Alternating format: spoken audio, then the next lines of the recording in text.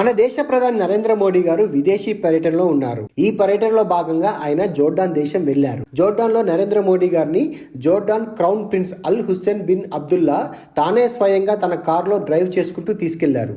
దీంట్లో వింతేముంది? మోడీ గారు ప్రపంచంలోనే అతిపెద్ద ప్రజాస్వామ్య దేశానికి ప్రధానమంత్రి కదా, మరి ఆ మాత్రం వెల్కమ్ ట్రీట్ ఉంటుందని మీరు అనొచ్చు. కానీ ఇక్కడ మోడీ గారిని రిసీవ్ చేసుకొని కారులో తీసుకెళ్లిన వ్యక్తి కేవలం క్రౌన్ ప్రిన్స్ మాత్రమే కాదు, ఇస్లాం మత వ్యవస్థాపకుడైన మహమ్మద్ ప్రవక్త వారసుడు.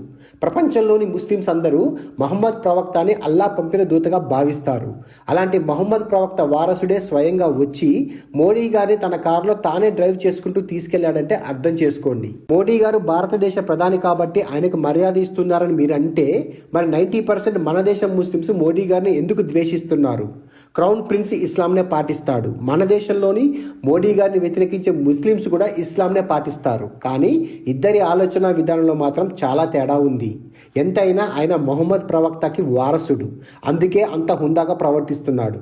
ఈ క్రౌన్ ప్రిన్స్ అమెరికాలోని జార్జ్ టౌన్ యూనివర్సిటీలో గ్రాడ్యుయేషన్ చేశాడు.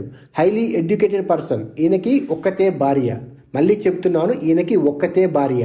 ఒక్కసారి క్రౌన్ ప్రిన్స్ ఫ్యామిలీని చూడండి. నో బుర్కా, నో హిజాబ్, చాలా మోడర్న్గా ఉంటారు. మళ్ళీ జోక్ ఏంటంటే వీళ్ళే ఇస్లాంకి అసలైన వారసులు. ఒక్క మన దేశంలోని ముస్లిమ్సే కాదు, ఏషియాలోని అన్ని దేశాల ముస్లిం